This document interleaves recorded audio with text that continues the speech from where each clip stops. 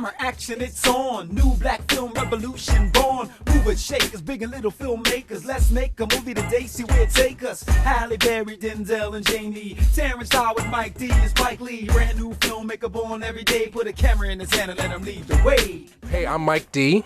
Hey, this is Charles Woods. And this is the Reelblack podcast. We're really, I guess first and foremost, we're really inspired, enthused about the response that we've been getting from these conversations. I mean, basically, we talk like this all the time on the phone anyway. And at a certain point, I said, well, wait, let me, like, if we just recorded these conversations, we could put them on YouTube and share them and kind of monetize. But I guess it's gone beyond that because, I mean, the feedback. Well, you know, here's the thing. I learned so much from you, and it's humbling to hear you're learning something from me. And when you had the idea to do this, because this is something that was popular when I had the shot, the 43rd Chamber. You know, when you watch these films, Barbershop, Mm-hmm. brothers, we're two brothers, but you know, in the beauty shops, the sisters, they love to talk about things. You know, what's the expression? This is what's the water cooler topic? Mm-hmm. And so there's shows like The View and others like it, but that's all it is. It's people having different points of view on something, and right, learning from each other and hearing different people's perspective. I'll just speak to people that are listening to this. You know, I really appreciate the fact it's a smaller audience than the stuff that goes viral. You know, obviously everybody loves to hear what Dick Gregory has to say. I mean, but our intention with the channel began to promote the idea that black film was unified. That what we're seeing now is the result of a long legacy and history of effort, and it's all bricks in the wall. Just recently, I'm discussing how we've been attacked, and you're going to get attacked, as some of the viewers say. Damn that, you know, you can't please everyone. You know, you can only speak from what's in your heart. I know what's in my heart because of the way I was raised. Mm-hmm. I don't generalize when it comes to people. Okay, and I know that the conditions we're confronted with, it's based on a set elite group wanting it this way because it's a divide and conquer motif to this whole thing. And so I have to make it plain, okay? Oh, go ahead, Professor. Okay, I have to make it plain. You know, there are a number of people that want to speak on things from a nationalistic perspective, black or white. I respect that. You want to go there, go there. I'm not going there. I want to be thorough in my analysis, thorough in my feelings, and I don't see, because someone's color is this or that, I'm going to expect them to be a certain way based on that color. You know, if we want to respond to something Martin Luther King said, where it's about judging people based on their content and their character and not based on their color. We loved it when he said it, but you know, a lot of times you want to knock someone down because many people, when they tune into certain channels, they're tuning in because it's a bandwagon perspective. They want to go somewhere where they can hear more of the rhetoric that goes to what they believe. So if you believe something, just make sure you can support it. As I said once before, I'm not about saying something that sounds good to a particular group of people.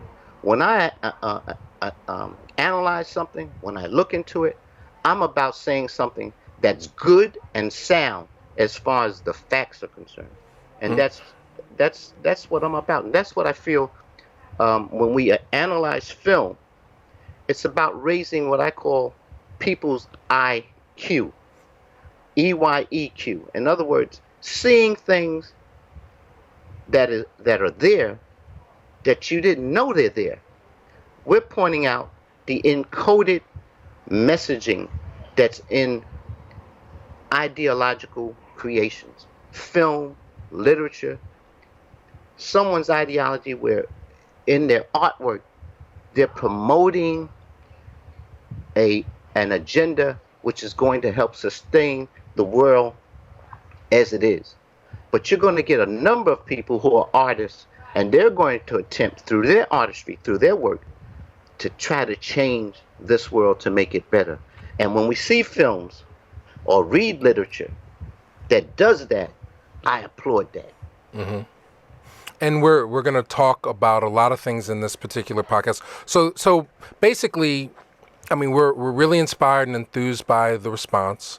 We want this to grow, because every great tree that you see started with a seed. So today, I want to talk about some of the news that's coming up. Charles and I, we both this week had an opportunity to attend an advanced screening of The Birth of a Nation. And while we can't review the film, I think we are in a position now where we can amend or reassess some of the things that we said about Brother Nate Parker in one of our previous podcasts. Also, there's some new movies that are coming out to DVD and to theaters. And also, we want to talk about the life and legacy of Gene Wilder, who passed away this week. And that will provide us an opportunity to look at not only his work, his groundbreaking work with Richard Pryor, but as other movies that were spawned from the success of that series of films. So, Charles, how about we take a little break and come back and talk about our experience with Birth of a Nation and some more. Let's do it.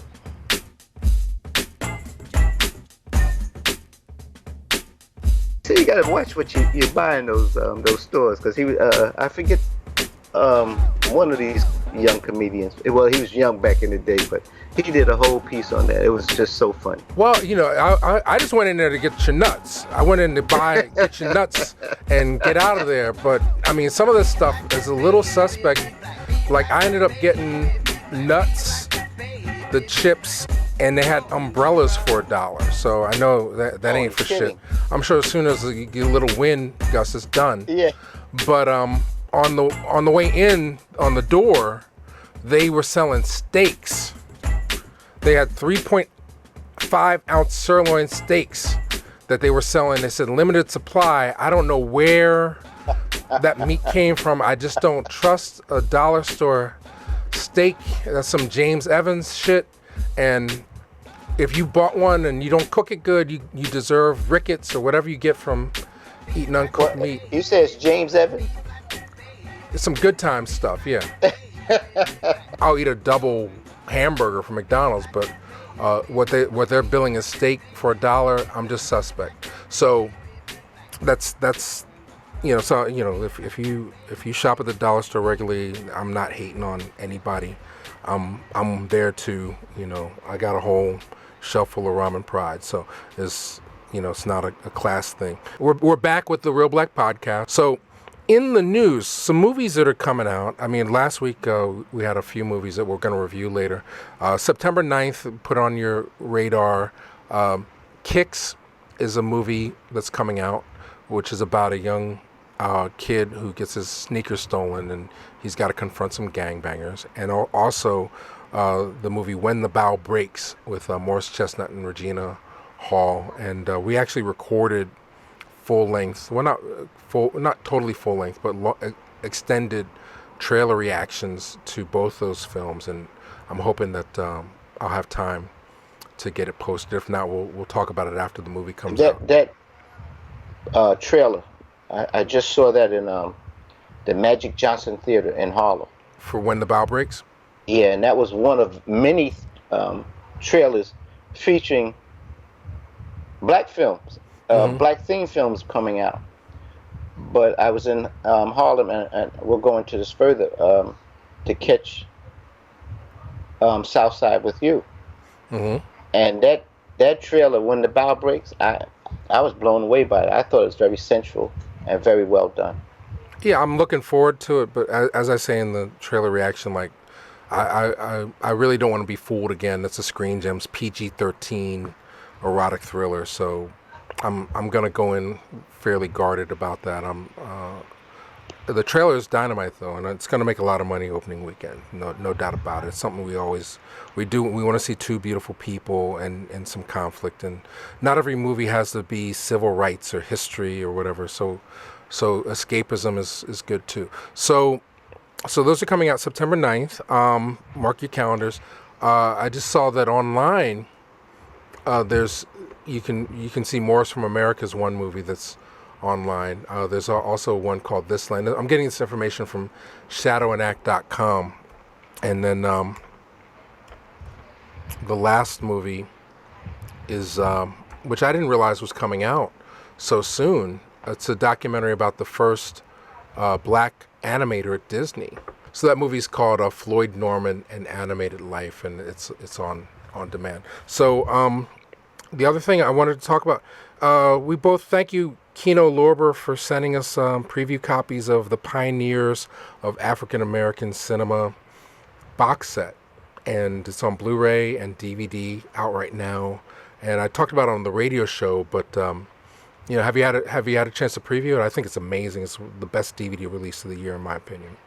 I saw, as I told you before, I saw some of the films when TCM did it, and I've seen many of them from my research. But I'm looking forward to going through it and preparing our thing where we're going to give tribute to the films that are on it, the people who are given their just due in terms of the tributes that Spencer Williams and Oscar Micheaux and others from that era deserve. The Johnson brothers with the Lincoln Motion Picture Company.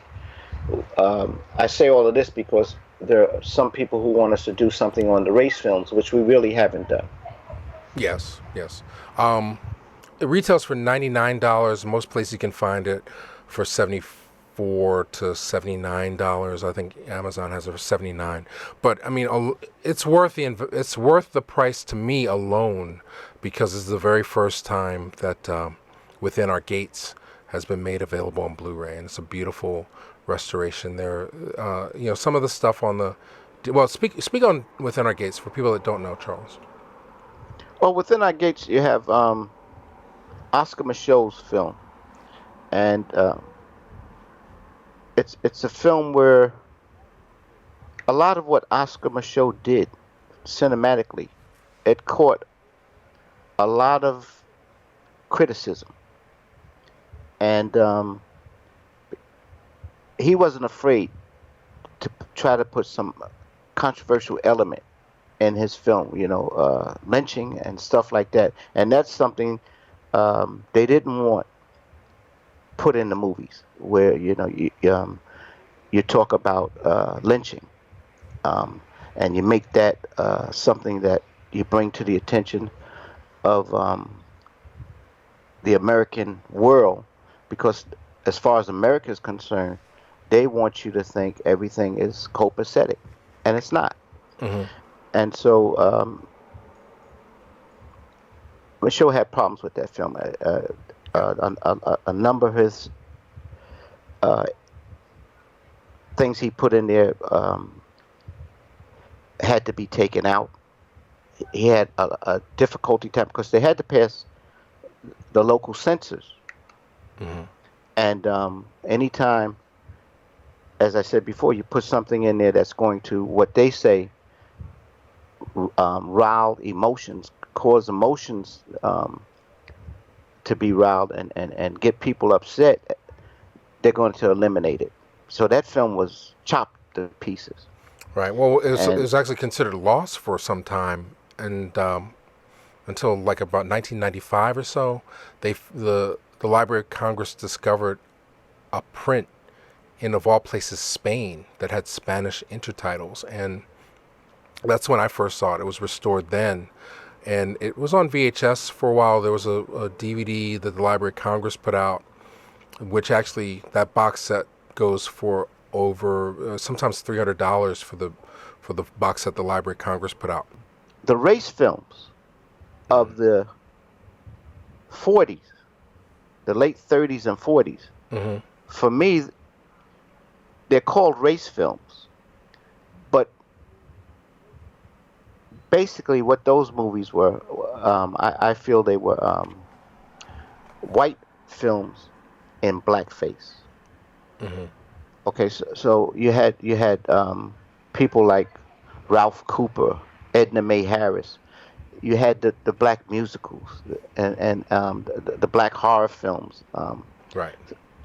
Well, this set, there's some representation of that in the set, but it doesn't center around those as much. And I think oldies.com is a good source for a lot of those. But but the point I want to make is, sorry. the early cinema,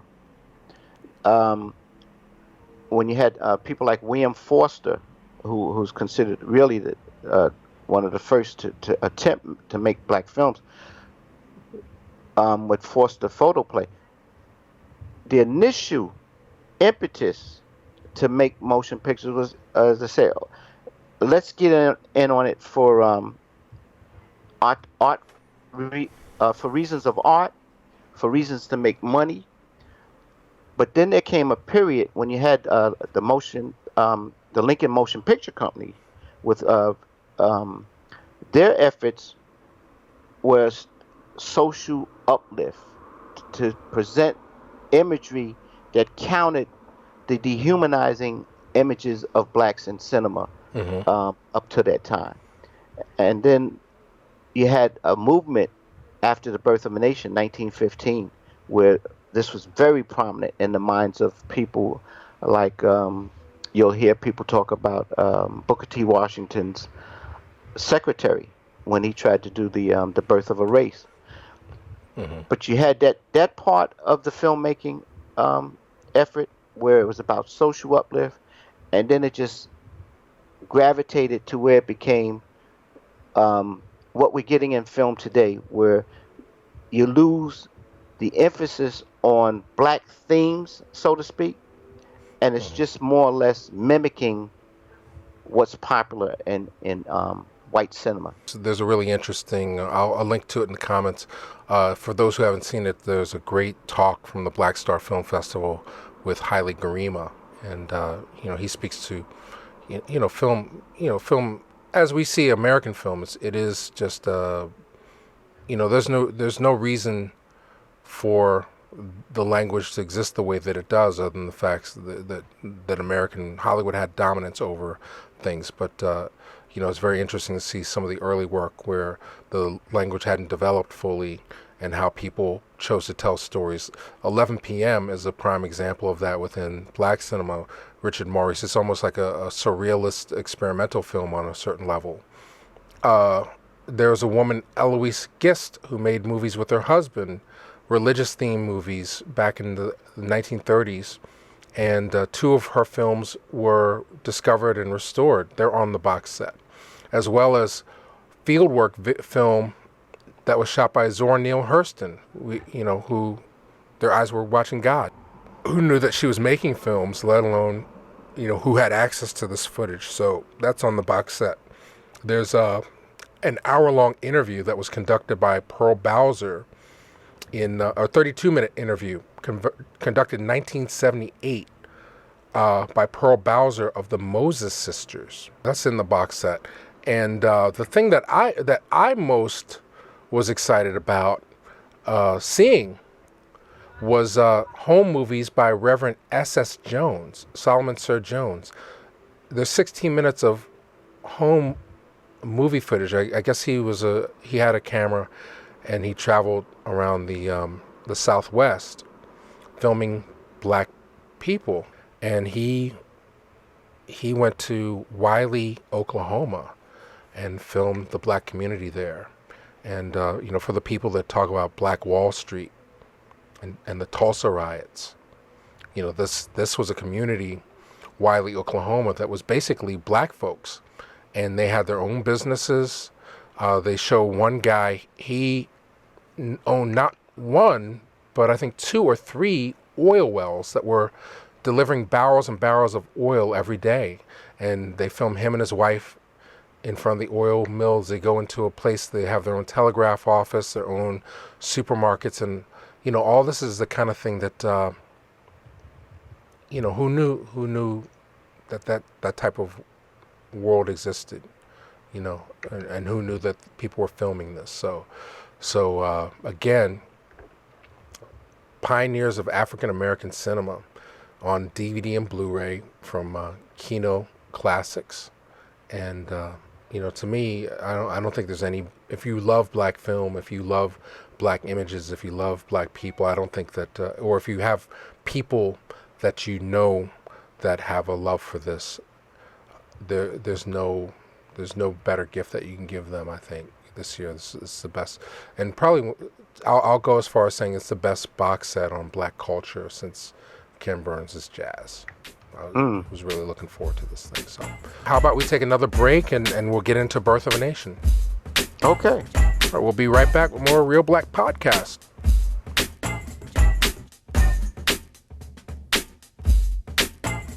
We just had a chance a few days ago to be one of the first audiences in Philadelphia to experience The Birth of a Nation, Nate Parker's movie. And this was a press screening. Don't feel like our members missed out on anything. There'll be future screenings, I'm sure. But in light of the recent controversy surrounding Mr. Parker and the anticipation that was heavily weighted on the movie, I think we both came away feeling that this is Oscar caliber work. Yes. Definitely. No doubt about it. No doubt about it. As I told you, watching this film, you would think this is from the hands of someone who's been in the role of a director for quite some time. Right. Kudos to Nate Parker. He did a wonderful job as a director. He's the writer as well. His cinematography is fantastic. His imagery, everything. Right. I mean, the direction. He did a tremendous job. Right. So now, I will ask you to get Conspiracy Brother out of the other room. All right. So, because I think he was sitting in the back of the theater when we were watching the movie. Right. So, in light of the recent events and seeing the movie, Conspiracy Brother, does it shine a even brighter light on why the powers that be, or whatever the factors are, would try and suppress people or discourage people from wanting to, or throw a monkey wrench into the direction of Nate Parker's Birth of a Nation? Let me just say this. Conspiracy Brother is going to give you that nationalistic perspective where, it's all technology, it's all BS, and they don't want you to see a bad black brother doing his thing, killing white folks. They don't want you to see that. And so the funny thing about conspiracies, Mike, is this. Mm-hmm. There may be a grain of truth in them. After seeing the film, I retract my comment where I said, well, maybe justice would be better served if this movie didn't get nominated or didn't win. No, I think this movie, it would be a crime against art if this movie, this smoke that has been generated and not necessarily addressed properly by any of the people on the side of the Birth of a Nation people, in my opinion. Like, I think that, for those who can seek it out, the Ebony.com interview is worth reading, but I don't think he's really addressing head on what the issues are and that people are discussing, or if he is really, he's still processing, it sounds like, but and also the platform of using another online site and not a major broadcaster, is kind of suspect. It seems like there are enough people that are heavily invested in damage control that if they wanted to, they could have used that as a strategy just to like kill the noise by just broadcasting the retraction or the response directly to a bigger platform. So, in reassessing, I retract my statement. Do you have any greater insight after experiencing the film? Yeah, but it's on another level. This is multi-layered, Of course. and I'm not going to dismiss any way, shape, or form um, how important it is for me as a man who loves women. I love women more than men, and I respect. I think women face more crap than men. I mean, look how long it took women to get the right to vote.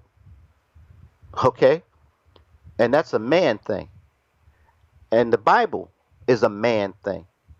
All right, you for a long time you couldn't be a woman and be allowed to preach in a church. Okay, so what I'm getting to is the fact that if we don't respect women and just see them as sex objects, then you can kiss my behind. I remember growing up and I'm listening to the men I'm surrounded by, and it was all about, oh, let's pull a train. Um, I remember hearing this phrase, why buy the cow when you can get the milk free? That sounded good to me, Mike.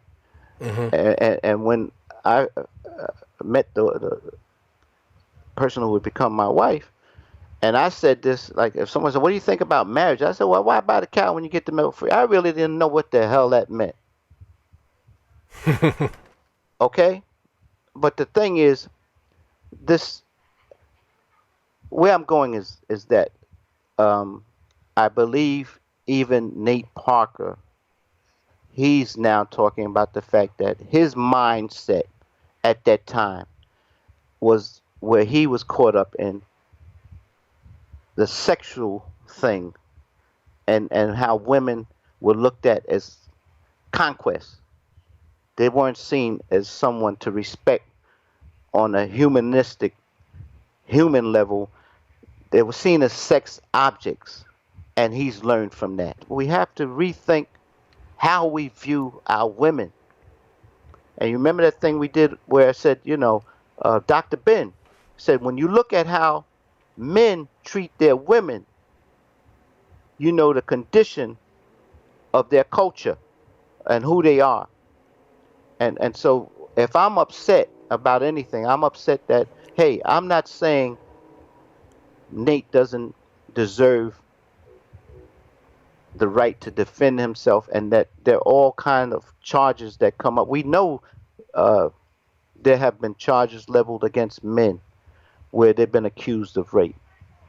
And we've lost a lot of brothers based on some accusation of rape. The whole riot, Tulsa, they want to start on some accusation of rape.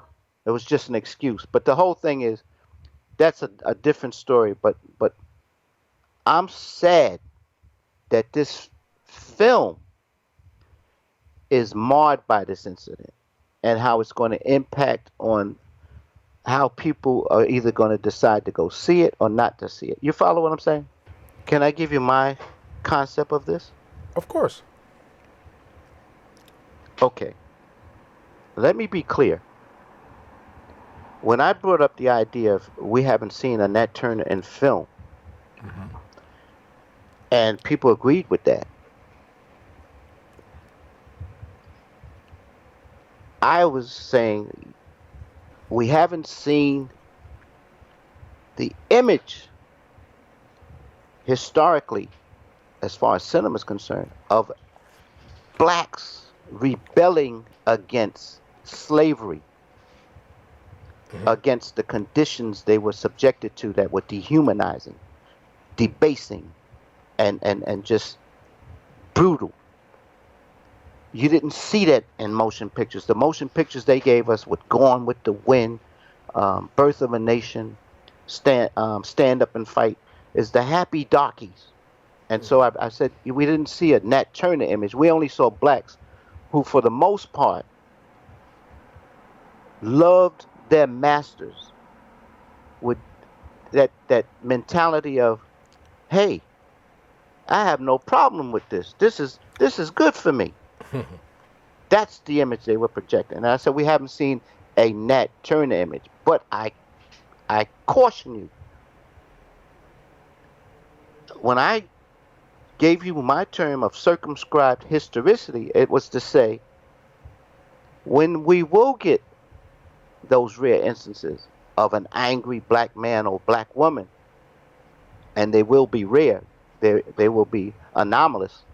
The thing is this, the condition that will prevail is that they may do something that is uncommon,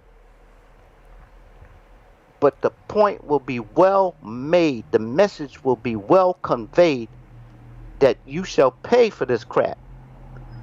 It's not going to be something that's going to be successful. And so that is what you're going to get with Nat Turner.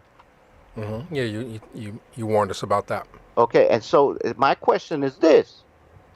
For people to get all now excited about Nat Turner because he had that element about him where he didn't take this crap, it got to the point where it was the straw that broke the camel's back. He reacted violently to the violence he was subjected to and his people were subjected to.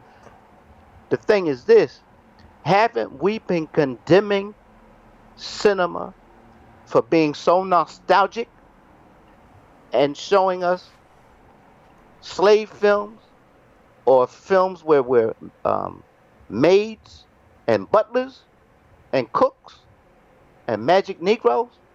Mm-hmm. So what makes this different? Is this not a film about slaves, black slaves? Have we not been there, done that? We just had a reboot of Roots. Well, this is where you and I differ. I think it's interesting. Yeah, it's a slave movie. It's a piece of our history, but it's also a piece of our history that we've been denied. And here's somebody who, with great artistry and determination, took him 7 years to make this movie. Is coming out with this, and so. So that's what I think when we say we celebrate, we're celebrating. What have we been denied? Well, I'm saying that within the milieu of a slave movie, there's a little different ingredient. There's images that we never have seen before in American film, and I just feel that for the conversation that we're having in the society right now in terms of awakening to levels of oppression, what the police are doing, how institutionalized racism, that this movie can add to that conversation on that level. Now, in terms of cinema and moving things beyond the status quo or challenging audiences, I think it's unfortunate but I think that most people are programmed and conditioned when they go seek entertainment to seek validation. And I think that that's going to be very interesting as well when the movie comes out, to see how many people are truly offended. I mean, I think that a lot of people, like one of the things when 12 Years a Slave came out, people were like, oh, it's too violent. Or, white folks generally, they said, well, there's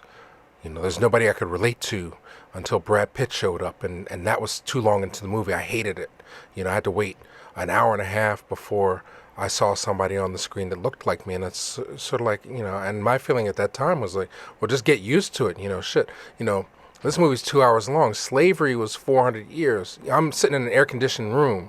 There's these people out in the hot sun picking cotton. So for me to feel just a glimmer of what they felt for just a couple hours is nothing. And now when you're talking about making a Nat Turner story, you know, you're getting some of the same old, but I think that it's going to speak to what's going on in today's world even more, because, you know, you have, you know, recently with the police shootings, you know, and you know, the police shooting blacks, and then the retaliation, you know, they set out to make that brother into a crazy lone gunman, you know. And then you look at the videos that were up on YouTube, and he was very clear and very deliberate. So I think it's a very important film to look at from that perspective as well. Well, in closing, I just want to say, we're talking about the birth of a nation. Mm-hmm. And I want to ask, how many people have seen a film called American Violet? Mm-hmm. You know, a lot of times we're talking about heroes, but here's a hero. Mm-hmm. And if you look at the receipts, box office receipts for American Violet, according to the gate, the box office gate, not many people have seen this film. Now, this is not some film taking place in the 1700s and the 1800s. This is a contemporary film talking about the pipeline of blacks being put in jail, of what Michelle Alexander talks about in the new Jim Crow, and how that whole system is fueled by a justice system that only looks at blacks as criminals and only goes after blacks as criminals. People need to see a film like American Violet. You don't hear people talking about it. Why wasn't that more publicized? And I think if we want to talk about heroes and sheroes, well, let's start there.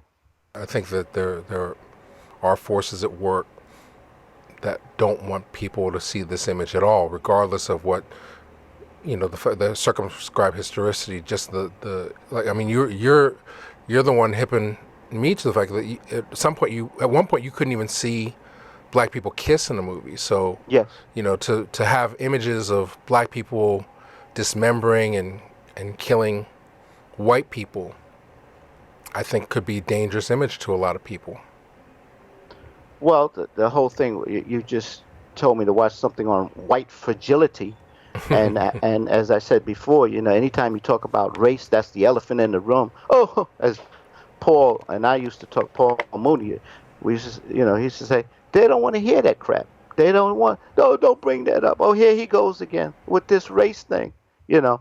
But Hollywood is not going to give you this stuff because it's uncomfortable. Not just to white folks. It's uncomfortable to a lot of black folks in Hollywood because of the interracial relationships they have, and it makes them uncomfortable with their mates. Okay? Paul Mooney told me, I told you, at the time he was going to talk about something, and who was it? Debbie Allen said, man, cut it, man. You're upsetting too many people here because it's interracial relationships. That's something we'll get into further. But the thing is, the stuff that you're going to see in Birth of a Nation is stuff that black folk, if they know anything about their history, if they've read these history books, and they know about this so-called peculiar institution, and they read about the lynchings, how long it took them to get laws against lynching, okay, lynching, and how you have some people who feel that the word picnic is based on the idea of pick a nigga and let's go eat and watch black folks, and I just said it. Mm-hmm. Let's go with the kids, the family, and watch them lynch black men and dismember them. We know that history. We've seen it, been there, done that. And the same way where you were trying to give away copies of Roots for those people who said, well, I don't need that crap. I'm talking to people who feel that way. And how, and I'm asking how, in many ways, you may be legitimate in feeling that way. How do you now say, because now I'm going to see a movie where a black man turns the tables, that makes this a better slave film than all the others? That makes this more something to celebrate. No, if we're going to celebrate it, yeah, we'll celebrate it because it's a film the same way the original Birth of a Nation is so celebrated because it was such a quality made film. It was technologically, as far as filmmaking is concerned, innovative and advanced. D.W. Griffith's Birth of a Nation. But the thing is, it's something I'm saying. If I want to be a filmmaker, I want to bring what's going on now on film and how we can address that in the now. Don't keep taking me back to the past. I want to be in the now and how we can change this whole thing about black men being shot down or white black women being stopped in their cars, taken to jail, and then end up where they said that they killed themselves. How do we stop that? And the only way we can stop that is where we learn how to be political. Political where we use the power of our numbers, our money, and whatever it takes to really change the socio-political conditions of this capitalistic white supremacy society we live in. And the only way we're going to be able to do that is if we stop living in the past and find out how we can deal with the present to change the future. We'll be back in a bit with more Real Black podcast. Stay tuned. So, you got around to seeing the movie?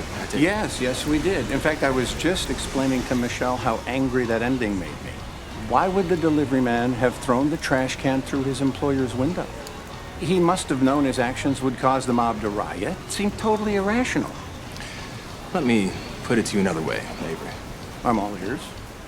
If Mookie hadn't thrown the trash can, maybe the crowd would have turned on Sal and Sons. So instead of the store being destroyed, they might be dead. And Mookie knew the insurance would cover the damage to the store. He was saving Sal's life. I never would have considered that perspective, Barack. See, that's why we need a guy like you full time. Michelle, make sure to treat him real good. We want him sticking around.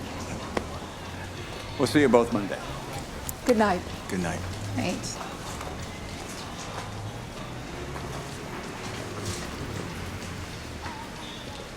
You know, I only said that to make Avery feel better. Mookie threw that trash can because he was angry. So Southside with You. We both had a chance to see Southside with You, which for those who don't recognize the title, it's the feature film imagination of Michelle and Barack Obama's first date. You saw it at a very special screening. You want to tell us about us and what your thoughts were? Well, I saw it in Harlem at the Magic Johnson Theater. And Barry, whom I call my brother, we're like brothers. If you saw Barry, you'd think you're looking at me. People confuse us for brothers. But the thing is, I love him. And people are going to meet Barry. He's 100 times more interesting than me. 1,000 times more interesting than me. He's got a rich background, and people are going to love him. And he said, "Let's go see Southside with you." So we went and had some food, and then came over. Long story short, we didn't know that the film viewing we were going to watch afterwards, who would be there but Tiki Sumter, Parker Sawyers, Richard Taney, the director, and sitting in front of us, guess who? It was Taney's mom and her family. Tika And Sumter. everybody was excited, but we got to hear a little bit of the backstory of this film, but I loved it. I love Southside with you. So on a scale of 1 to 10, or what would you give it? For me, I give it 11. I'd be 6 or 7. Hmm. What makes it an 11? Why so great for you? Well, I'm speaking from the context of my reality, Mike. As did a mini lesson on Black love. This is something when I grew up, it was rare to see images of a black man, black woman loving relationship, a black romance. They didn't want to give us that in film because the only concept they wanted to project in cinema was part of this whole scheme of promoting the idea that blacks are incapable of intelligence, blacks are incapable of family life, uh, blacks are incapable of loving relationships. With, as I said before, it's never about love for blacks. It's always about lust. And many people, you know, Obama and Michelle, they're not held in high esteem by everyone. Even among blacks, there's no monolithic thought anywhere in white groups or black groups. But the thing is, if we divorce ourselves from the politics of how you see Michelle and Barack, the one thing we love about them, of those who do love uh, Michelle and Barack, is that they've always carried themselves with dignity. And they've always presented this image for the whole world to see of two blacks who go against the grain of what the media wants to subject us to as far as the image of blacks is concerned. And so seeing this film, and when you hear or read about what others' reviews of it is, as I told you before, I'm learning this word hagiography. A couple of reviewers have used this word hagiography, and basically what it means is depicting someone in a saintly way, or that's how they're viewed by a lot of people, as you said, some sort of superheroes. And in many respects, these two people have been superheroes for us. They're the first blacks, right? And the first blacks to do something for how long we never thought we would see a black man and a black woman in the White House. And even when Michelle made that speech and said, I'm somewhere that was built by black slaves. And she caught hell for saying that from some sources. But the thing is, what I love about the film is seeing two people who look like me have a respectful date, a dialogue that's articulate, illuminating, intelligent, and they're falling in love. And that was just wonderful for me. That's the reason why I'm so high on this film. And I think we should support it. This is a different kind of relationship. This is a wonderful relationship. And that's what I'm celebrating. The fact that this was done so well done. And this is the imagery that I'm glad to see someone decided to put it on film. Yeah, it's a great time capsule of this time period. I think the acting is great. It's a great look for Tika. Parker Sawyers is a revelation. My criticism why I'm not as high up on it as you, it's a very dialogue heavy, so it takes a little more energy to absorb. I felt that some of the pacing in terms of the arc, there's a scene right in the middle of the movie where Barack gives a speech, and it goes on. I mean, that's what the go get your popcorn time, because you could literally go get some popcorn and do like 18 things and come back, and he's still giving the speech. So I take points off for that. But you're right. I mean, white folks get this kind of story all the time. Richard Linklater. This is basically sort of inspired by Before Sunrise with Ethan Hawke from like almost 15 or 20 years ago. Richard Linklater was doing this kind of movie, a love story told in the course of one day. We saw it right after Medicine for Melancholy is another movie that uses that formula, that structure of telling a story in one day about two people. My friend Harold did a movie called Last Night. It's an interracial love story. Takes place in one day. So a lot of people have been inspired by the thing, and clearly Linklater is inspired by the French New Wave. I mean, they did that kind of movie all day long back in the 60s in France. So, a great piece of art. I mean, what I most responded to was just a literate dialogue and the sensitivity of the writer, who's not African American, to some of the cultural issues that people in that class at that time would get it at the what their conflict is. Should they give their intelligence and their life to the man and make some money, or do what's in their heart? So there's a parallel story that's going on along with him just trying to woo her to get that kiss, and it works on a much deeper level. There are cultural references that relate to black art. Going to do the right thing is a key thing in the movie, and there's just a whole lot of layers and depth to it. In their dialogue and the discussion they had, Barack is getting in touch with his feelings about his father.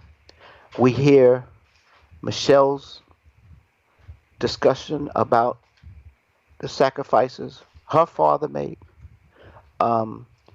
and how you get a taste of the family background these two individuals came out of. For Michelle, it was more of a family unit, but with respect to Barack, it was more fragmented. He didn't have that strong father in his life, and Michelle gets him to reflect on that, and I don't want to give it away anything, but those moments were very important. And now I think the sad part about film going today, Mike, is that today's audience, they're too action.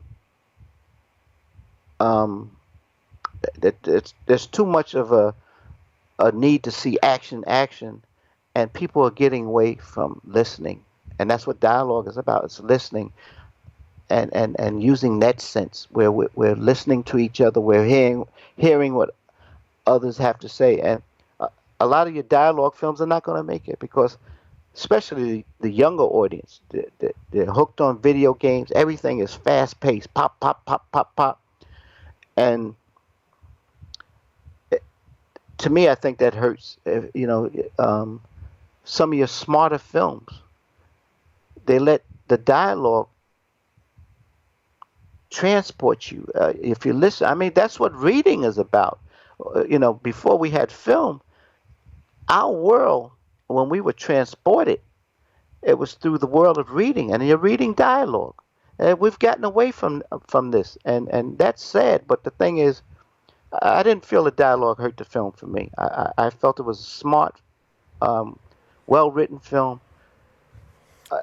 Kudos to someone, and even at the screening where Tanny, he was given applause for the fact that here's a white director who showed a great deal of respect and sensitivity to characters who are not white, which shows you that the argument for black directors to direct any film, we just can't say we can't have white directors direct films about black folk. You follow what I'm saying? Yeah, I don't think it's about race. And No. The last thing I'll say is, that this this works. The structure, everything works. It could have been about any couple, any black couple. The fact that it's Barack and Michelle gives another layer to it. And I think, if you're listening to us talk, and hopefully we're having intelligent conversation, you're not going to be allergic to going to see Southside with you. If you haven't seen it already, I mean, it's made over $3 million opening weekend at the box office. It's playing at a lot of theaters, considering the size and scale of the film. Hopefully it's near you. And I think we're both saying go out and support this one. So let's take another break, and we'll talk about Morris from America. Stay tuned.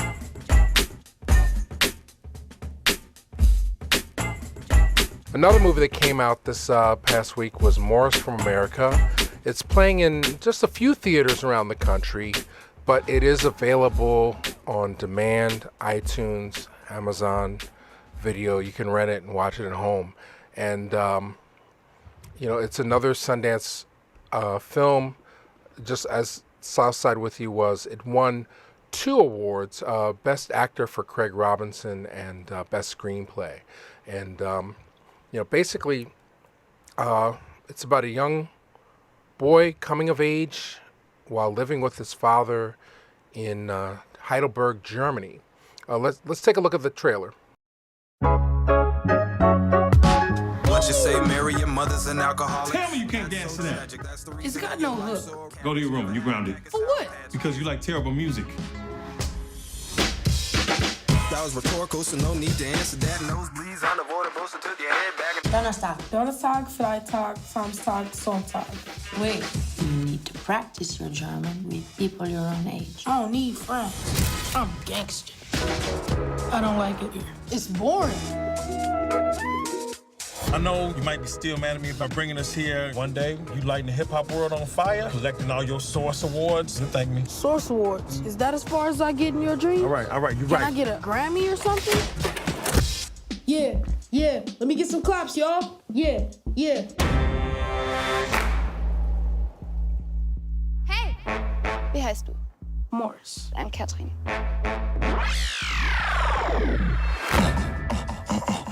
You're a cute couple. I'm not gonna play, I just crush a lot. Katrin? Hello. Why you out here causing trouble? I didn't do anything. Start thinking with your brain and not your dick. Hey, nobody speak, nobody get choked. Only facts, I will shoot up. Baby duck if it quacks with a Ruger. Can you rap? Can I rap? Come on. I got sick flow. Hit it. I'm the best, screaming yes. What more can I say? Love will make you do some stupid things. Nobody speak, nobody get choked. Hey, How'd you know it was a girl? It's always a girl, Mo. There's no rush to be old. nobody speak. So be young. Be you. Give it up for Morris! Nobody speak, nobody get choked. So I hear you wanted by the cops? He's a gangster. Gangster rapper.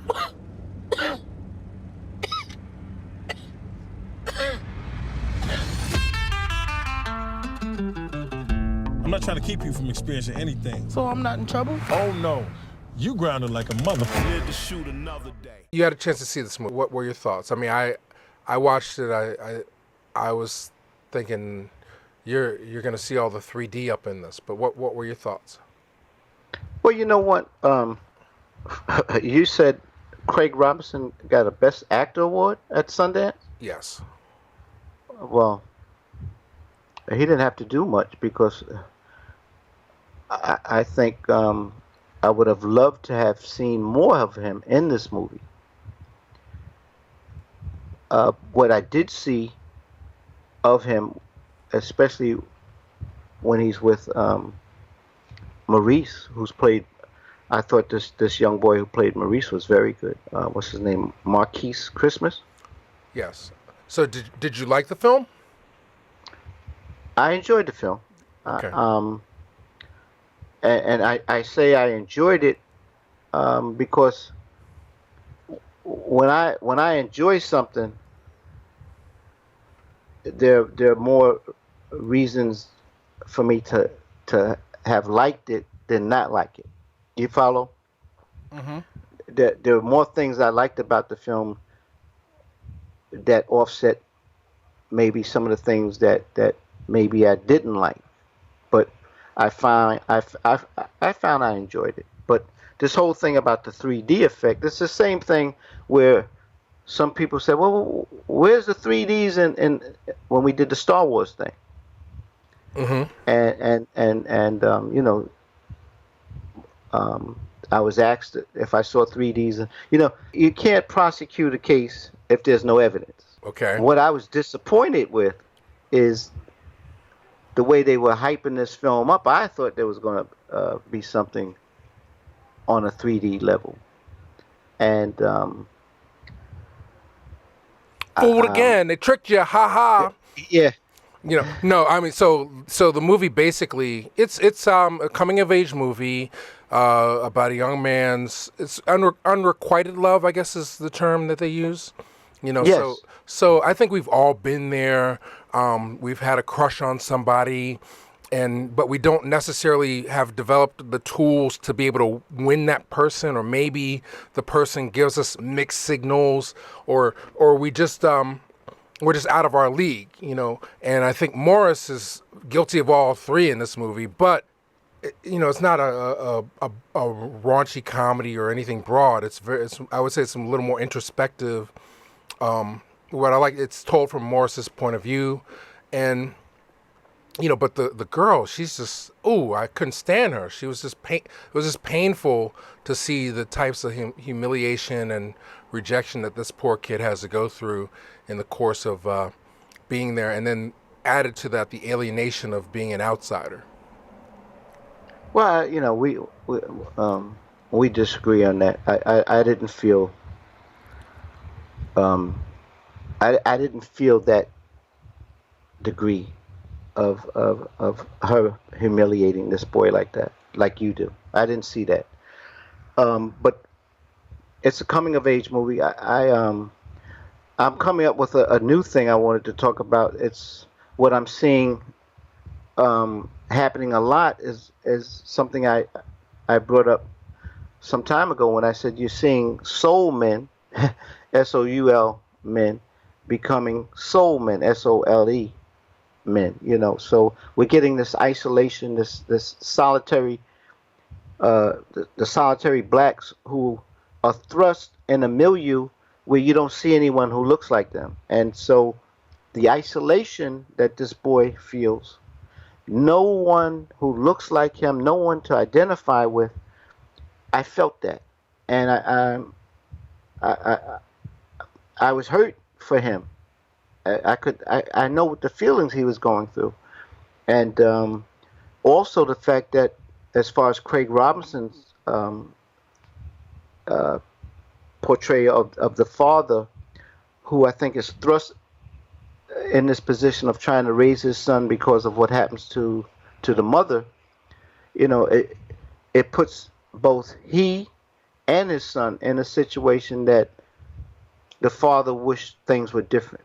But because of the economy and things being what they are, he has to try to get the boy to understand, hey, look, this is the only thing, we have to deal with it right now. That this is the only thing the only way we can deal with this situation is try to make the best of it. But you can feel that alienation and that isolation. And in Germany, yeah, well, that's the trick. If you like some of the comments, I don't know if you saw the comments on the trailer when it was posted. They say, so Hitler's rolling in his grave. With this one, you got a black boy chasing an Aryan princess.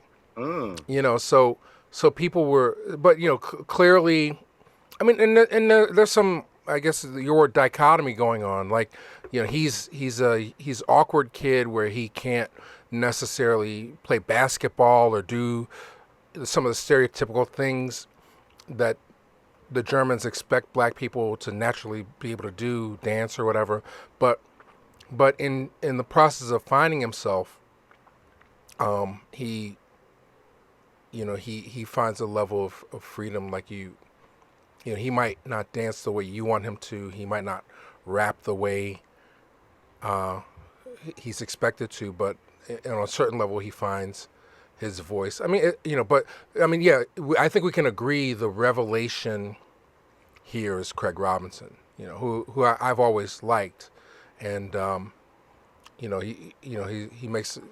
he's probably best known for the stuff that he does with the Judd Apatow and whatnot. But there's a film, Mike, that comes to my mind. And it just struck me.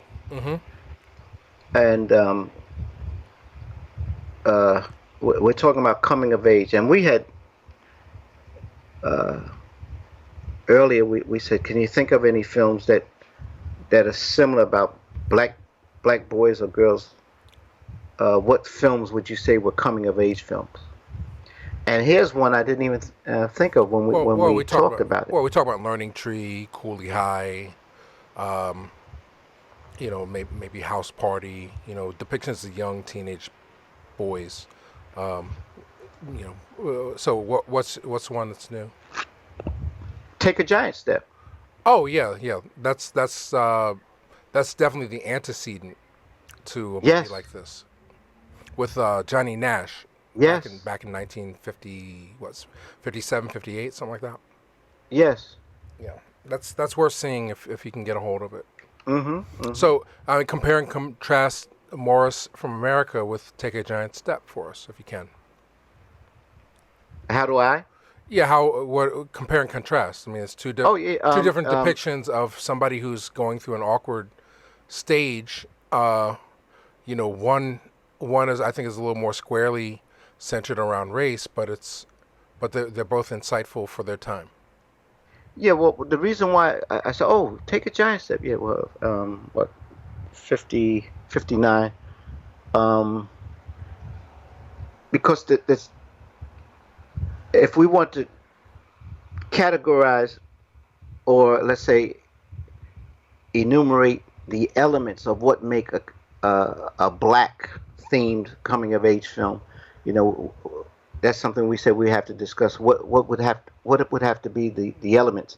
But the thing that the comparison is, here's a black boy in coming of age. He's dealing with issues of puberty, and sex is this thing that's something that's taken hold of his body. But he's in, once again, an environment where there are no girls, no black girls. And so now if he's attracted to the opposite sex, well, it's a white girl. That's hey, we can't fault him for that. That's all he's seeing. That's all his father's seeing, for that matter. But the thing is, in Take a Giant Step, you had Johnny Nash's character. He's surrounded by his white friends. They've grown up together, but now he's reaching those years where, hey, you can't hang around with the white boys anymore, because they're going to be going to parties, and who's going to be at these parties but white girls? And that became a problem for him. And so that's where the comparison exists, where for someone who's not in an environment, a milieu that relates culturally to who they are, it's difficult to experience or to, let's say, deal with the reality of your sexuality and all of the things that make you who you are, to deal with it in an experiential way. I applaud the writer and the director of the film for telling the story. Watching the film, I can see it's from a white gaze. We're at Southside with you. When I was watching, I was like, is the guy making this? Is this a brother who wrote this thing? It's pure fantasy on a certain level. And it's a delicate balance. I mean, in terms of, like, he faces some racism for sure. There are people, like, there's a scene in there where the teacher confronts him. I mean, he's basically at one point He's kicked out of the youth center. I mean, he faces a lot of things that probably wouldn't have happened to him if he was just a white kid or a German kid or whatever. So they're clearly discriminating against his brother. But go ahead. A lot of what I want to say about the film, I'm coming off maybe cryptic because I don't want to be a spoiler.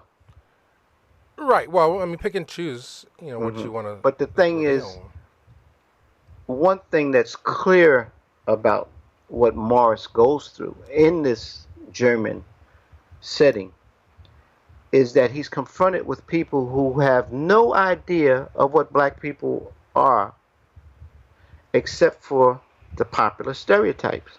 Right. They play basketball, they dance, they rap. Some of the things this young boy, I guess many would say, he'd have to give up his black card because yeah, as the girl would say to him, you sure you black? There's no one flavor of blackness, and I like Morris's the way they depict him as being, it's anti-stereotypical, but I think the strongest thing for me in the whole movie, the only reason that I can recommend like seeing this in the theater, is Craig Robinson's portrayal of a black father, and it's a shame that we don't get to see more black father characterizations in film, but I think what he brings to it is way deeper on a whole nother level than what we're seeing in some of these sitcoms now. Not to disparage anybody's depiction, but I think the fact that you have the format of a feature film, it allows the actors to get into more depth, and so he's got a delicate balance between being stern and trying to guide his son but not alienate him, and they have a very cool rapport. Well, this is what I liked about the film. The young boy's performance, I could feel his isolation, but the strongest part of the film for me was the relationship between the two characters, the black father and the black son. And what I loved about it was his reaction to the trouble his son was getting into wasn't this dictatorial martinet type imagery that I found so repulsive in Straight Outta Brooklyn with the father in that film. Mm-hmm. Or the kind of father we saw portrayed in the story when James Baldwin told what it was like for him growing up. Mm-hmm. and being subjected to a father who didn't seem to care for him. So this relationship between Craig Robinson and Marquise's characters, that's very powerful because it goes against the grain of what we're used to seeing. It's sort of like reminiscent of what was so great to see in Boys in the Hood with the Lawrence Fishburne father. Furious Styles. Yes. Yeah, definitely. I mean, you don't see black fatherhood depicted on screen, and then what they do in advertising is 10 times worse than what you're seeing in sitcoms and some of these movies, because they know that women are the primary purchasers of products that are shown on TV. They tend to make black men sort of the comic relief of a lot of stuff. Like they're kind of clueless in the situations. A lot of times, very, very seldom do you see strong black fathers in advertising, in television commercials. So again, you can get Morris from America. If it's not playing at a theater near you, it's right there. If you have if you're listening to this on your computer, you can go to Amazon.com, Amazon Prime, and rent it, or iTunes and rent it, or purchase it as a download and watch it and share it with your friends. So, on a scale of 1 to 10, what do you give Morris from America? I give it about a 7. Okay, I'm at a 6 on it. Again, I couldn't stand the girl. It took me I had to watch it twice to get over the racial and sexual tension that was going on in the movie, and just look at it as this boy's coming of age. So, but yeah, I think we're pretty much in agreement on that one. And for our final segment, when we come back, we'll reflect on the life of Gene Wilder, who passed away this week at the age of 83, complications from Alzheimer's. We'll be right back with the final segment of the Reelblack podcast. Stay tuned. Wait right here. Go get the tickets and it's goodbye, George. What are you talking about?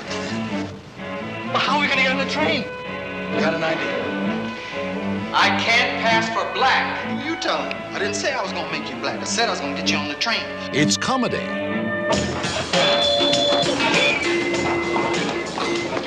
That's my man. That's my man. I don't think we'll make it past the cops. We'll make it past the cops. I just hope we don't see no Muslims. That was a scene. Richard Pryor and Gene Wilder together. What a great comedy team. Gene Wilder, I'm sure you've gotten the news.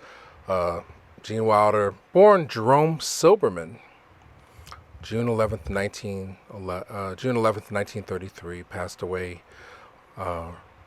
this week on August 29th at the age of 33. Complications from Alzheimer's disease. So let's look at the teamings of Gene Wilder and Richard Pryor. So the first movie where they actually got to work together in a co-starring, well, not really co-starring role, was Silver Streak, which is an interesting film, and it's been documented somewhere. I'm not sure if I can remember where I saw the interview with the filmmaker. I'll put it in the comment link. But basically, you can tell, like, Richard Pryor, stole that movie from Gene Wilder, and he was only supposed to appear, up until halfway through the movie. But this is where the studio actually helped save him, or help establish Richard Pryor's career. They saw the rushes, the dailies from the movie, and they said, no, you need to write this guy back in. So when you see Silver Streak, Richard Pryor's in it for a certain amount of time, and then he's gone from the plot for a good 20 minutes, and then he shows back up, and that's because he was originally supposed to just disappear and be sort of a smaller part than what he was. My main emphasis on Wilder is the rapport and the relationship that was established. There was obviously a rapport between he and Pryor, because if that didn't work, they wouldn't have done it 4 times. And so the thing is, in navigating the binary with these two, they established a cinematic relationship. I don't think I have to discuss the films as much as what happened is that they Hollywood, what they'll do is, if something makes money, then how do we do the same thing over again? Just reboot it, put them in a different situation. That's all Hollywood does. They take the same thing that works and give it a little tweeting. And so if it started with Silver Streak, it was a big success, and then how do we do it again? What kind of setting will we have? And so Stir Crazy, you want to go to Stir Crazy? Yeah, well, that's next. So Stir Crazy is actually there's a black film historical footnote to Stir Crazy. I'm not sure if you're aware of this piece of trivia. It was the first film. Well, you know what? There are two things significant about that, but maybe it's conflated into one. I think I know where you're going with that, Mike. Okay, well, I'm saying it's trivia time. Ask the professor. So Stir Crazy was the first film in movie history to do what? Well, or first film by a black black filmmaker. director to gross over $100 million. There we go. All right, bingo. So if Blazing Saddles made 119 million in '74, Stir Crazy was a huge hit in 1980, and it proved a lot of things. It proved that this was a bona fide comedy duo, and that black folks, when given the opportunity, could make box office magic. So it also, when we talk about that anecdotal as far as history is concerned, with the gross and the fact that it's helmed by a black Sidney Poitier, it also helped establish credibility for Sidney in a role outside of appearing before the cameras as an actor. Right. Although he had directed previously. Well, yeah, he had to take over the role as director when he had technical differences when they were making Buck and the Preacher. Right. And he also did the Uptown Saturday Night trilogy. So I mean, he was proven, but this was a movie that where it all kind of came together for everybody, I think. And Stir Crazy, that's the movie. It can come on at any time during any point in the film, and I'll stop and I'll watch it. That movie, to me, is one of Pryor's best, and it's still funny to this day. And somebody that I really have a great love for is in that movie. Franklin Ajayi has a great little scene in the prison scene. So, well, Franklin is great friends with Barry, whom I talk about a lot. They work together on a number of projects, and people get to hear more about Franklin Ajayi and the wonderful work that Barry has done. So yeah, Franklin Ajayi was an interesting character. So I think that Stir Crazy is the thing that busted open the door. Like, that's the tipping point. I think it opens the door for movies like Trading Places. Yes. What other films are in this salt and pepper thing post 1980?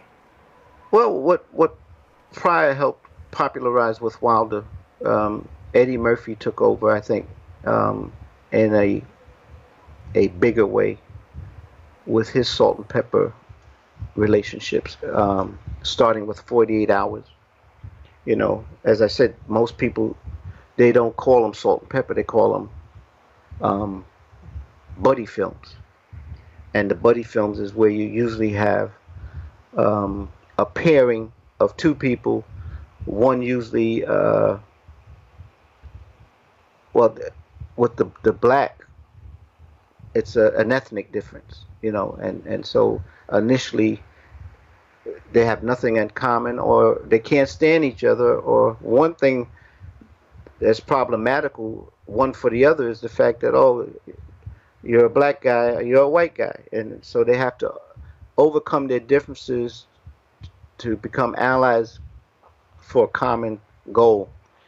And so you had Eddie Murphy, who did it with 48 Hours, and also, to a large extent, although it wasn't a pairing of one black and one white, the Beverly Hills Cop series, in many ways, that's a salt and pepper formula as well. Mm-hmm. Yeah, but I mean, I think Trading Places is a bigger, more obvious thing, and in the 80s there were tons of movies that had black and white pairings. It seemed we had Lethal Weapon series with Danny Glover and Mel Gibson.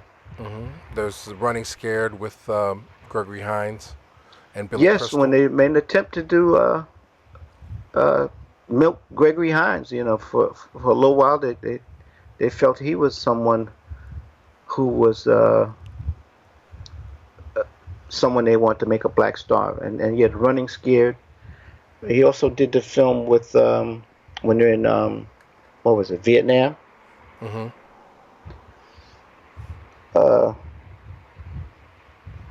Fled. You remember Fled with Lawrence Fishburne? Fled with Lawrence Fishburne. Well, staying in the 80s, you got Nighthawks. Yeah, With Billy D. and Billy D. and Stallone. And Billy D. was in a low budget thing with Number One with a Bullet. You know, Yeah. it became in Whoopi Goldberg, Fatal Beauty. You know, so that became a tried and true formula, and it continued to. In fact, go. that's what's interesting is basically you have the same gender. Mm-hmm. So when you mention Fatal Beauty, with the fact that you got Whoopi now, you're talking about what the distaff side and her working relationship with the character played by what's his name, Sam Elliott. Yeah. So and then it goes all the way through. Virtually every comedy, black comedian has been put opposite a white actor. From I guess you could say Chris Tucker in the Rush Hour movies and Money Talks. It's a way to introduce. Well, Chris Tucker, once here you have a reboot. It's not the black-white binary. The Chris Tucker, they weren't called Salt and Pepper. It was Salt and Soy Sauce. Yeah, he's paired opposite. I mean, not salt and soy sauce, but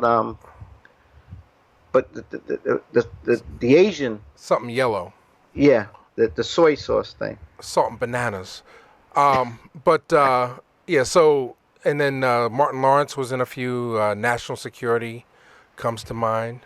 Nothing to Lose with Tim Robbins. Yeah. So that's a thing, and then. You also see it with Chris Rock with Bad Company. Yeah, with the crazy man, Anthony Hopkins. Hannibal. Yeah, Anthony Hopkins. So it becomes there's a pattern there. The way. What about Wild Wild West? Yeah, definitely. Yeah, Kevin Kline and Will Smith. And I guess from the professor's standpoint, I'm assuming that. In doing these pairings, I mean, there's commercial value in putting two people together, but also it's reinforcing an ideal that they want people to see. Well, what the Salt and Pepper does cinematically is it's a way of using a popular, tried and true formula where you can navigate the binary and appeal to the movie-going audience, the demographics.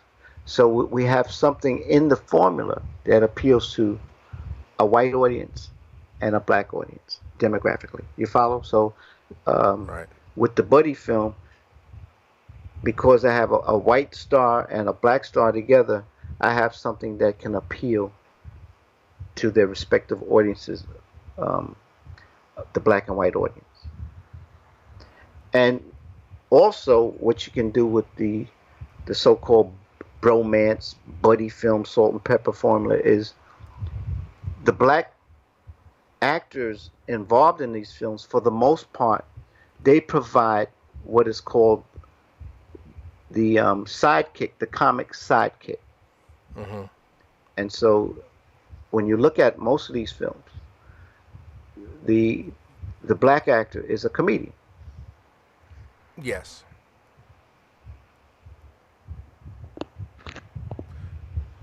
So tracing the lineage, right? So Gene Wilder, Ground Zero, with Blazing Saddles. So I guess if you just connect the dots, Gene Wilder, there would be no Get Hard starring Kevin Hart and Will Ferrell if it weren't for Gene Wilder. Could we make that claim? Well, as I said, Gene Wilder helped cement this formula. It didn't start with Gene Wilder and Cleavon Little or Gene Wilder and Richard Pryor. Many people want to take it back to the Defiant Ones in 1958 with Sidney Poitier and Tony Curtis.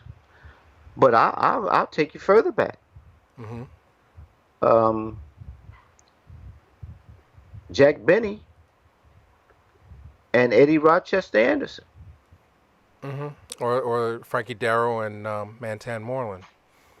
And yes, and Frankie Darro and Mantan Moreland, their pairings was because of the success in mainstream cinema of the Benny Anderson success.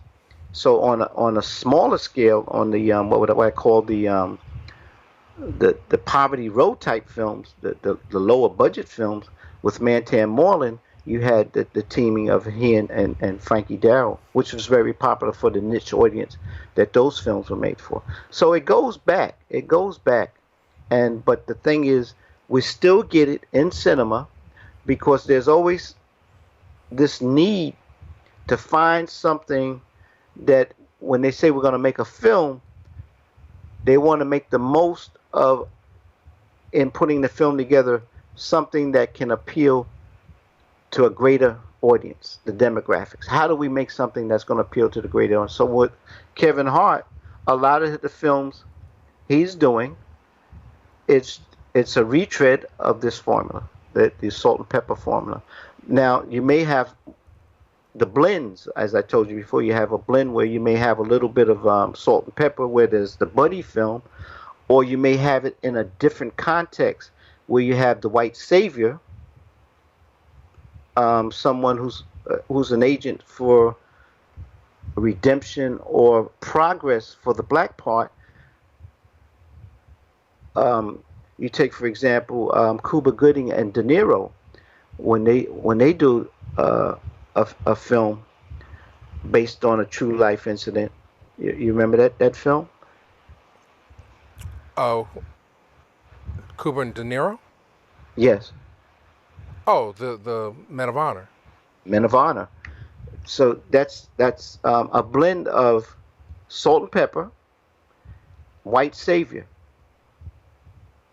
So you have that, but the thing is, we get a story once again about a black person, but how do we bring in the white actor so that we can maximize the box office potential for the film? But you just mentioned Kevin Hart and his most recent films. I think the most successful pairing he had was not with a white actor, but they took the formula, the buddy film, and they put him with another black actor, and this film was a big success, the one he did with Rock. So in Central Intelligence, The Rock basically is playing a white guy. Yeah. Like he's very non-specific, but you're assuming he's passing in that movie. So you could extend it. But I want something to blame Gene Wilder for. Gene Wilder is responsible for Eddie Griffin being in Deuce Bigalow, Male Gigolo. Can we say that? It's your fault, Gene Wilder. If it weren't for Blazing Saddles, we wouldn't have any Deuce Bigalow movies. Well, what did I say? You have a formula. How do we reboot it? How do we change the situation? And once again, what did I say? Basically, the role of the black is the comedic part, right? Mm-hmm. Although Eddie Griffin's part in this is a little more toned down. He's not like the full comic sidekick. There's a little tweaking of that part in the Deuce Bigalow part. And more or less, Eddie Griffin's character is kind of like teaching this son of a gun how to be a pimp. Mm-hmm. But usually what's going to happen is, and that's something we're going to follow up on when we talk about who are our major black stars, Mike. Mm-hmm. Basically, it's rappers and comedians.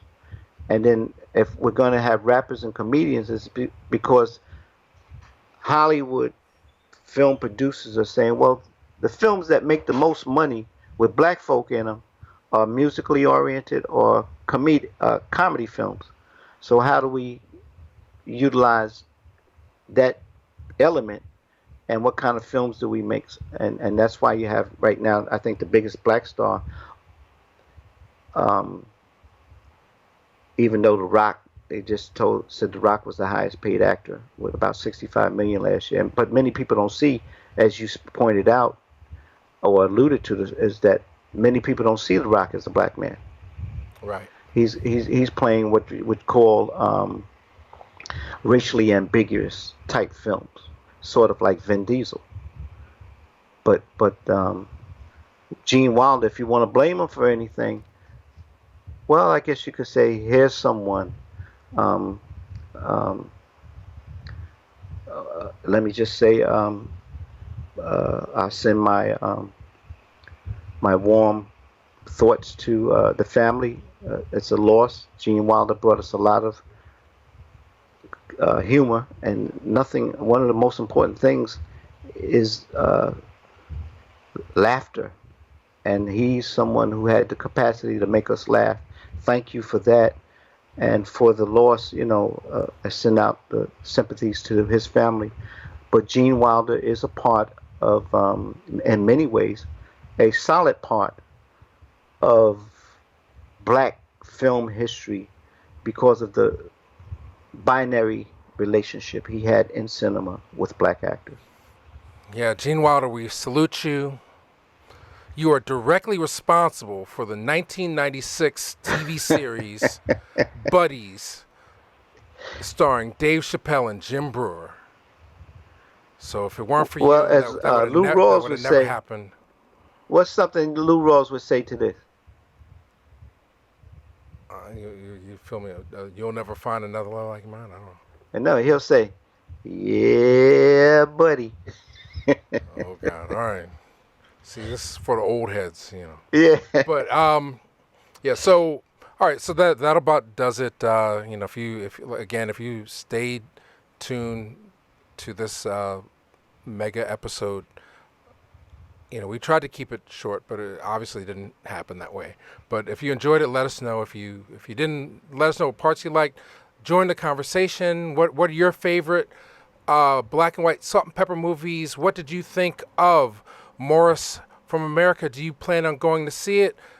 Did you go see Southside with you this past week or so? What were your thoughts of it? What are your thoughts of black love on film, black masculinity, black fatherhood on film? Do you plan to come join us in New York when we're at the To Sleep with Anger screening on September 10th? What future conversations should we have? What questions do you have for Charles? Are you looking forward to When the Bough Breaks and Kicks? What do you want us to talk more about? What do you want us to talk less about? We want you to be involved, and we appreciate your support and comments. Please help us grow. Let people know about the Reelblack podcast. And, I'm not sure when the next one's going to go up, but we're going to keep giving you great content. Thanks for listening. And Charles, I'll give you the last word. Well, I just want to say I love you. We look forward to your comments. I know I enjoy and I learn from them. But most of all, stay safe. Peace and blessings.